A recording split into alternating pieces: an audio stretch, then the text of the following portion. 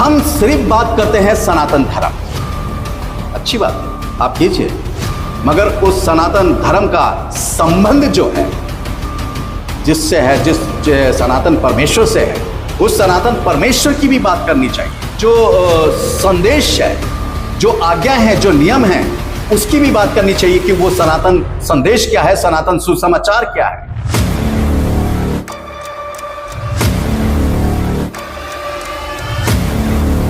प्रभु यीशु मसीह के मधुर नाम में आप सबको जय मसीह की। प्रभु आप सबको बताए से आशीष दे, आमीन। हम बात करेंगे आज सनातन धर्म की। जी हाँ, सनातन धर्म के विषय में बात करेंगे। आपने सुना होगा, बहुत से वीडियो देखे होंगे, बहुत से लोगों की बातें सुनी होंगी। सनातन धर्म, सनातन धर्म, सनातन धर्म, इसकी बातें बहुत ज्यादा बहुत से लोग करते हैं। परंतु आप सनातन को अभी हटा दीजिए, सिर्फ धर्म को लेते हैं। धर्म है क्या, इसके बारे में बात करेंगे। जब हम धर्म की बात करते हैं तो इसका सीधी सी बात है कि धर्म जो है वो उस धार्मिक पिता, जो स्वर्गीय पिता है, यानी परम पवित्र परमेश्वर, जो स्वर्ग और पृथ्वी का सृष्टि करता है, वो उससे जुड़ा हुआ है। धर्म अपने आप में कहीं अकेला नहीं है। जब सनातन धर्म है तो इसका मतलब क्या है कि जो धर्म उस परम पिता सृष्टिकर्ता परमेश्वर से जुड़ा है तो वो सनातन परमेश्वर होना चाहिए। सनातन परमेश्वर की बात भी होनी चाहिए, और उस सनातन परमेश्वर से जुड़ी सारी बातें जो हैं वे सनातन की होनी चाहिए। सनातन से हटकर फिर कोई बात नहीं होनी चाहिए। आज इसी विषय पे जो है वो चर्चा करेंगे। परमेश्वर का वचन कहता है ना, जब हम सनातन धर्म की बात करते हैं तब हम उसी सृष्टिकर्ता का वर्णन करते हैं जो सनातन धर्म का सनातन परमेश्वर है। ये ध्यान करिएगा, ठीक है। आप धार्मिक कैसे बनते हैं? धार्मिक कैसे बनेंगे हम कि फलाना जो है बड़ा धार्मिक है, रिलीजियस है, बहुत पवित्र है? कैसे बनते हैं? जब हम धर्म का पालन करते हैं। धर्म का पालन करने का मतलब क्या होता है?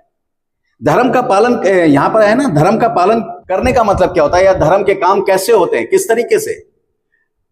जो सृष्टिकर्ता परमेश्वर है, जिसने अपने वचन को, अपनी आज्ञाओं को, अपने नियम को, अपने भेदों को, अपनी सारी बातों को लिखित रूप से जो मनुष्य को सौंपा है, उसकी उस इच्छा को, उसके उस नियमों को, उसकी उन आज्ञाओं को पालन करना, उसकी उन विधियों को मानना ही धर्म कहलाता है। अब हमने इसको एक नाम दिया, एक रूप दिया, सनातन धर्म। अच्छी बात है, कोई गलत नहीं है, बहुत अच्छा नाम है ये, सनातन धर्म। मगर सिर्फ बात जो है, चर्चा जो है, वो सनातन धर्म की ही नहीं होनी चाहिए, सनातन परमेश्वर की भी होनी चाहिए। जो कुछ भी लिखित में दिया गया है, पवित्र ग्रंथ जो कहलाए जाते हैं, वो सनातन ग्रंथ कहलाए जाते हैं। उन सनातन ग्रंथों की भी चर्चा होनी चाहिए कि आखिर है क्या। चलिए हम परमेश्वर के वचन से बात करेंगे कि परमेश्वर का वचन जो है वो क्या कहता है। देखिए, जब हम परमेश्वर के वचन की बात करते हैं, जब हम लिखते हैं कि जो परमेश्वर ने लिखा है, जो परमेश्वर ने मनुष्यों को लिख कर दिया है। देखिए, उसने, परमेश्वर ने क्या करा, अपने नियम, अपने कानून, अपनी इच्छाओं को और अपनी विधियों को और अपनी आज्ञाओं को जो है उसने एक किताब में लिखवाया। वो किताब ग्रंथ कहलाई, और उसने उसको लिखने के लिए कुछ विशेष लोगों को चुना जो उसकी नजरों में धार्मिक थे, धर्मी थे और पवित्र थे, और वो समझदार थे और उसकी स्वर्गीय बुद्धि से परिपूर्ण थे, जो वो उसकी बातों को समझकर लिख सकते थे। उनको उसने चुना और अपना हर बात को उसने लिखवाया। और जो वो लिखा गया है ना, वो क्यों लिखा गया है, आप मेरे साथ निकाल सकते हैं। 2 तिमुथियों 3 अध्याय उसका 16 और 17वां पद है। देखिए यहां क्या लिखा है, संपूर्ण पवित्र शास्त्र। देखिए, शास्त्र की बात हो रही है यहां पर। संपूर्ण पवित्र शास्त्र परमेश्वर की प्रेरणा से रचा गया है। क्यों रचा गया, आप सुनिएगा। क्योंकि उपदेश और समझाने और सुधारने और धर्म की शिक्षा के लिए लाभदायक है। देखिए, धर्म की शिक्षा के लिए लाभदायक है। वो क्या है, फिर से सुनिएगा। संपूर्ण पवित्र शास्त्र परमेश्वर की प्रेरणा से रचा गया है और उपदेश और समझाने और सुधारने और धर्म की शिक्षा के लिए लाभदायक है। फिर क्या लिखा है, 17वां पद, ताकि परमेश्वर का जन सिद्ध बने और हर एक भले काम के लिए तत्पर रहे, तत्पर हो जाए। देखिए, परमेश्वर का जन कौन है? परमेश्वर का जन। अब इस पृथ्वी पर किसी भी मनुष्य से आप पूछ लीजिए कि क्या आप परमेश्वर के जन हैं? कोई मनुष्य, मेरे ख्याल से जो नास्तिक नहीं होगा, वो हर मनुष्य यही कहेगा, नहीं हम परमेश्वर के जन हैं। जो परमेश्वर में आस्था रखता होगा, जो परमेश्वर पे भरोसा विश्वास रखता होगा, वो ये कहेगा हम क्यों नहीं है भाई, हम तो परमेश्वर के जन हैं। अब यहां पर क्या कह रहा है, पवित्र शास्त्र क्यों दिया गया है? इसलिए दिया गया है ताकि उसका सुधार हो सके, उसको वो उपदेश मिल सके जो परमेश्वर जो है, जो चाहता है, जो करना चाहता है, उसको धर्म के काम उसके ऊपर प्रकट किए जाएं और वो जो है उसका सुधार हो सके और वो परमेश्वर का जो जन है वो सिद्ध बने। सिद्ध का बनने का मतलब है परफेक्ट बने, परमेश्वर की बातों को मानने के लिए, धार्मिक कार्य को पूरा करने के लिए परफेक्ट बने, धार्मिक बनने के लिए परफेक्ट बने। परमेश्वर जो है उसके अंदर जब वास करे तो वो परफेक्ट हो। ये चीजें हैं यहां पर। देखिए, हम सबसे पहले बात करेंगे सनातन धर्म की, नहीं बात करेंगे, सनातन परमेश्वर की बात करेंगे, क्योंकि कैसे सनातन धर्म का पालन होता है ये दिखाएंगे। पहले सनातन परमेश्वर की बात करें।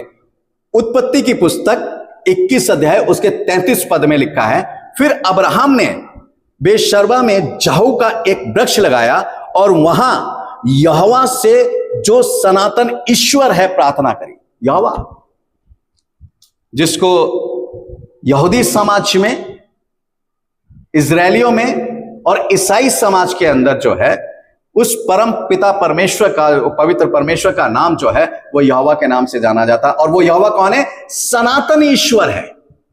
अब अब्राहम जो है किससे बात कर रहा है, किससे प्रार्थना कर रहा है, किससे निवेदन कर रहा है? सनातन परमेश्वर से। वो सनातन परमेश्वर जो यहोवा के नाम से जाना जाता था, आज यीशु मसीह के नाम से जाना जाता है, वो सनातन ईश्वर। हम सनातन ईश्वर की बात कर रहे हैं, हम सनातन परमेश्वर की बात कर रहे हैं जो सृष्टि करता है। सनातन परमेश्वर का अब बात आती है, सनातन परमेश्वर है तो सनातन परमेश्वर का निवास स्थान भी होना चाहिए। अब उसका निवास स्थान को क्या कहेंगे ये भी पढ़ लेते हैं। भजन संहिता 68 का 33 पद, यानी साम्स 68 चैप्टर और 33 वर्ष है। यहां क्या लिखा है? जो सबसे ऊंचे सनातन स्वर्ग में सवार होकर चलता है, देखो वह अपनी वाणी सुनाता है, वह गंभीर वाणी शक्तिशाली है। अब कहां रहता है परमेश्वर? हम लोग कहते हैं परमेश्वर स्वर्ग में रहता है, परमेश्वर स्वर्ग में। अगर ये भी लोग कहते हैं तो बुरी बात नहीं है, सही है बिल्कुल, मगर वो स्वर्ग क्या है? सनातन स्वर्ग है। क्यों सनातन स्वर्ग कहलाया? क्योंकि वहां सनातन परमेश्वर रहता है। जी हां, सनातन परमेश्वर रहता है, वो सनातन स्वर्ग है। परमेश्वर का वचन जो है वो इस बात को कह रहा है। हमारी जो है, अब परमेश्वर को जो है कहा क्या गया है, देखिए सुनिएगा, बात अभी यहीं खत्म नहीं हुई है। यशायाह 26 अध्याय उसका 4 पद, यहां क्या लिखा है? यहोवा पर सदा भरोसा रख, क्योंकि प्रभु यहोवा सनातन चट्टान है। देखिए क्या कह रहा, परमेश्वर पे, उस यहोवा पर जो सृष्टिकर्ता परमेश्वर है, जिसका नाम यहोवा है, उस पे सदा यानी हमेशा भरोसा रख। तेरा भरोसा टूटने ना पाए। क्यों ना टूटने पाए? क्योंकि वो सनातन परमेश्वर है, क्योंकि वो सनातन ईश्वर है, क्योंकि वो सनातन चट्टान है। यहोवा हमारी सनातन चट्टान है। और क्या है ये चट्टान? कौन है? जब आप पहला कुरिन्थियों 10 अध्याय उसका 4 पद पढ़ेंगे, वहां लिखा हुआ है, ये जब आप इसको पढ़ेंगे तो लिखा है वो चट्टान जो है वह हमारी मसीह है। और मत्ती 7 अध्याय उसका जब 24 पद पढ़ेंगे कि बुद्धिमान ने अपना घर चट्टान पर बनाया जो गिर नहीं सकता। क्यों? क्योंकि सनातन चट्टान कौन है? वो परमेश्वर है। सनातन चट्टान कौन है? यीशु मसीह है सनातन चट्टान, सनातन परमेश्वर। और उस सनातन चट्टान पर हमारा आत्मिक घर होना चाहिए जो सनातन आत्मिक घर कहलाता है।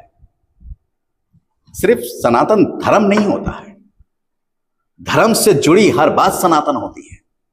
हम तो आपको लिखा हुआ बता रहे हैं, जो पवित्र शास्त्र बाइबल के अंदर लिखा है परमेश्वर के निवास स्थान के बारे में, परमेश्वर के बारे में जो लिखा है कि वो सनातनी परमेश्वर है। हम सनातनी परमेश्वर के मानने वाले लोग हैं, सनातन परमेश्वर के मानने वाले लोग हैं, जिसका नाम यीशु मसीह है। फिर है पहला तिमुथियों 1 अध्याय उसका 17वां पद। अब जरा सुनेगा, ध्यान से सुनेगा क्या लिखा हुआ है। अब सनातन राजा अर्थात अविनाशी, अनदेखे, एकमात्र परमेश्वर का आदर और महिमा युगान युग होती रहे, आमीन। किसका? सनातन राजा का और अविनाशी जो है, कभी ना खत्म होने वाला परमेश्वर जो है, सनातन राजा और अविनाशी अनदेखा परमेश्वर कौन है? प्रकाशित वाक्य 19 अध्याय, अब जब 16वां पद पढ़ेंगे, यहां क्या लिखा है? उसके वस्त्र और उसके जांघ पर यह नाम लिखा है, राजाओं का राजा और प्रभुओं का प्रभु। आप जब प्रकाशित वाक्य 19 अध्याय 11 से 16 पढ़ लीजिएगा, परंतु 16वें पद में क्या लिखा है? प्रभु यीशु मसीह के बारे में वहां वर्णन है। क्या कह रहा है प्रभु यीशु मसीह के बारे में? राजाओं का राजा और प्रभु का प्रभु है, यानी वो सनातन परमेश्वर है, सनातन राजा है, सनातन प्रभु है। देखिए, वो सनातन राजा की बात हो रही है, उसके रूप की बात हो रही है, उसके पद की बात हो रही है। राजा का मतलब हम पे प्रभुता करने वाला, हम पे राज करने वाला, हमारा न्याय करने वाला, और प्रभु का मतलब हम पर प्रभुता करने वाला। कोई मामूली नहीं है वो। प्रभु यीशु मसीह जो है वो सनातन परमेश्वर है, सनातन चट्टान है, सनातन राजा है और सनातन प्रभु है, जो हम पर राज करता है और हम पर प्रभुता करता है। आप कुलुसियों 1 अध्याय उसका 15वां पद पढ़ेंगे तो वहां लिखा है, वह आदर परमेश्वर का, अदृश्य परमेश्वर का प्रतिरूप और सारी सृष्टि में पहलौठा है। अदृश्य का मतलब अनदेखा परमेश्वर का रूप है यीशु मसीह। यहां लिखा ना, अभी हमने पढ़ा था कि अनदेखे परमेश्वर, अविनाशी और अनदेखा परमेश्वर जो है वो सनातनी परमेश्वर है, सनातन परमेश्वर है। कौन? यीशु मसीह। सीधी सी बात जो है वो आ रही है। अब बात यही नहीं है, अभी हमने तिमुथियों में पढ़ा था कि जो परमेश्वर, हर एक पवित्र शास्त्र जो है परमेश्वर की प्रेरणा से लिखा गया है, पवित्र आत्मा की प्रेरणा से लिखा गया है, परमेश्वर की प्रेरणा से लिखा गया है, और हर एक को उपदेश और सुधार के लिए जो है दिया गया है, ताकि जो परमेश्वर का जन है वो सिद्ध बने, परफेक्ट बने। मगर वो है क्या? जो वचन हमें दिया गया है, जो नियम, जो कानून, जो आज्ञाएं हमें दी गई हैं, उसका रूप क्या है? चलिए उस सनातन परमेश्वर का वो रूप भी देख लेते हैं। क्या लिखा है? प्रकाशित वाक्य 14 अध्याय उसके 6 पद में क्या लिखा है?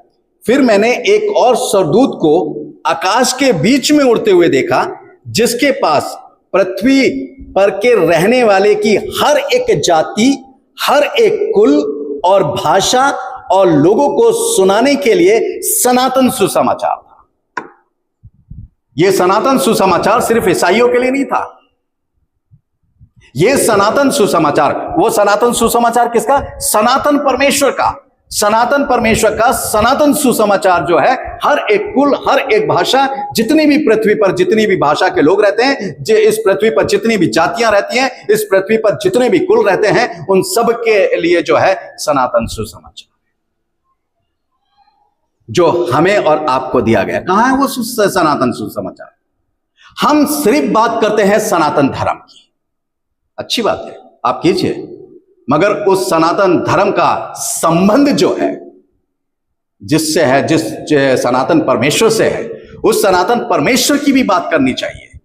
उस सनातन धर्म का जो संदेश है, जो आज्ञा है, जो नियम है, उसकी भी बात करनी चाहिए कि वो सनातन संदेश क्या है, सनातन सुसमाचार क्या है, वो भी होना चाहिए। अगर वो नहीं है तो सिर्फ सनातन धर्म की बात करने से कुछ नहीं होता है, क्योंकि जो बातें, धर्म की सारी बातें जो हैं उस धार्मिक पिता से जुड़ी होती हैं जो स्वर्गीय है। उस धार्मिक पिता से उसका संबंध होता है, क्योंकि धर्म का पालन कब होता है? जब हम धर्म का पालन तभी होगा ना जब हम लिखित रूप से जो ईश्वर ने हमें दिया है, जब हम उसकी इच्छाओं का जो उसने लिखित रूप से दिया, उसकी आज्ञाओं का जो लिखित रूप से दिया, उसके नियम और विधि जो उसने लिखित रूप से दिए हैं, जब उसका पालन करते हैं तब समझिए हम धर्म का पालन कर रहे हैं। ऐसा बोलने से कुछ नहीं होता है। फिर क्या लिखा हुआ है, सनातन आत्मा की बात करेंगे अब हम। इब्रानियों 9 और उसका 14 पद है, तो मसीह का लहू जिसने अपने आप को सनातन आत्मा के द्वारा परमेश्वर के सामने निर्दोष चढ़ाया कि तुम्हारे विवेक को मरे हुए कामों से क्यों ना शुद्ध करेगा, ताकि तुम जीतते परमेश्वर की सेवा करो। अब सनातन आत्मा की बात हो रही है। किस आत्मा की? पवित्र आत्मा की, जो परमेश्वर का आत्मा है, जो मनुष्यों के बीच में इसलिए भेजता है ताकि वो उन्हें गाइड कर सके, सही दिशा दिखा सके, जिसको सनातन आत्मा कहा गया है। धर्म से जुड़ी हर बात अगर वो सनातन धर्म है तो उस सनातन धर्म का जो ईश्वर है वो सनातन परमेश्वर, सनातन ईश्वर होना चाहिए। उससे हर जुड़ी बात जो है वो सनातन होनी चाहिए, परमेश्वर का वचन जो कहता है। अब यहां पर एक बात है, सनातन काल यानी सनातन समय की भी बात करेंगे जो परमेश्वर पर है। दूसरा तिमुथियो 1 अध्याय उसके 9 पद में लिखा है, जिसने हमारा उद्धार किया और पवित्र बुलाहट से बुलाया, और यह हमारे कामों के अनुसार नहीं पर उसके उद्देश्य और उस अनुग्रह के अनुसार है जो मसीह यीशु में सनातन से हम पर हुआ है। सनातन से यानी आदिकाल से हुआ है, आदि काल से जो है वो हुआ है। सनातन समय, उस काल से जो है परमेश्वर का वचन जो है वो बता रहा है। अब बात यहीं खत्म नहीं हो जाती। देखिए मैं बार बार एक बात को रिपीट करता हूं कि परमेश्वर की इच्छा जानना, परमेश्वर की इच्छा को पूरा करना, जो उसने हमसे कहा है लिखित रूप में जो दी है ग्रंथ, जिसको ग्रंथ कहा गया है, उस ग्रंथ में परमेश्वर ने अपनी इच्छा और अपनी जो है जो भी उसकी इच्छाएं हैं, जो भी उसकी मनसा है वो उसने जाहिर की है। वो उसका पालन हमें करना है। वो भी क्या है? वो भी सनातन इच्छा है। अब उसकी सनातन इच्छा है क्या? चलिए पढ़ लेते हैं। इफिसियों 3 अध्याय उसका 11वें पद में लिखा, उस सनातन मनसा का मतलब होता है इच्छा, उस सनातन मनसा के अनुसार जो उसने हमारे प्रभु यीशु मसीह में की है। अब देखिए, सनातन जो इच्छा है जो प्रभु यीशु मसीह में उसने हमसे की है। अब उसने परमेश्वर की सनातन इच्छा क्या? इच्छाएं परमेश्वर की बहुत है पवित्र शास्त्र में, परंतु एक इच्छा के बारे में मैं आपसे बात करूंगा। जब आप मत्ती 7 अध्याय उसका 21 पद पढ़ेंगे तो वहां पर यीशु मसीह के द्वारा परमेश्वर अपनी सनातन इच्छा को जो है वो जाहिर करता है। क्या कहता है?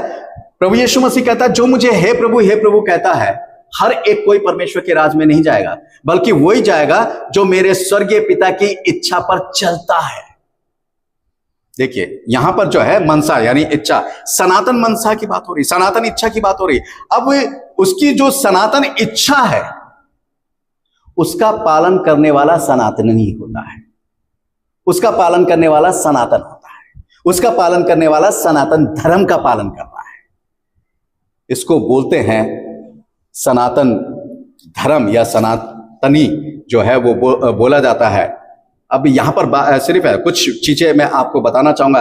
अब परमेश्वर जो परमेश्वर में है तो उसके पास सामर्थ्य भी है। जैसे बहुत से लोग चमत्कार दिखाते हैं, बहुत से लोग आश्चर्य कर्म दिखाते हैं, बहुत से लोग अद्भुत काम दिखाते हैं और ये कहते हैं कि हमें ये परमेश्वर की सामर्थ्य मिली है, परमेश्वर की शक्ति के द्वारा हमें ऐसा कर सकते हैं।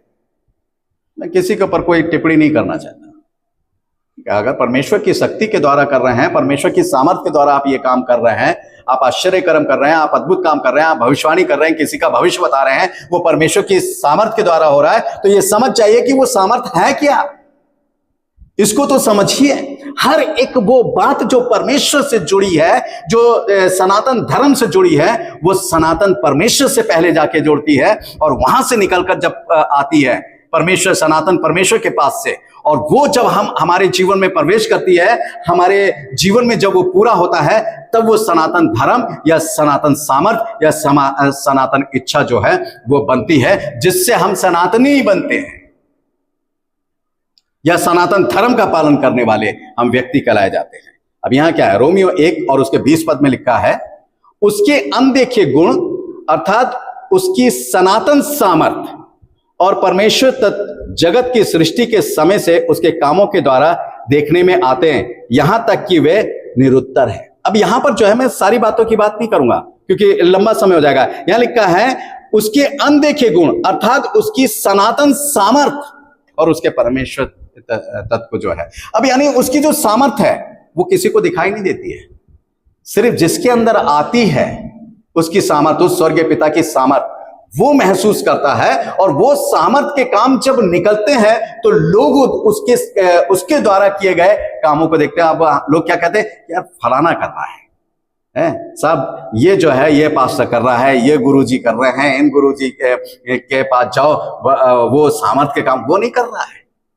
जो सनातन परमेश्वर से सनातन सामर्थ्य जो मिली है ये वो कार्य करती है। अगर सनातन सामर्थ्य हमारे पास ना हो तो हम वो कार्य नहीं कर पाएंगे। तो वो जो सामर्थ्य काम अगर आपके द्वारा किए जा रहे हैं तो वो सनातन सामर्थ्य है जो सनातन परमेश्वर से मिली है। तो सनातन परमेश्वर को जानिए कि वो कौन है, उसका पालन कीजिए।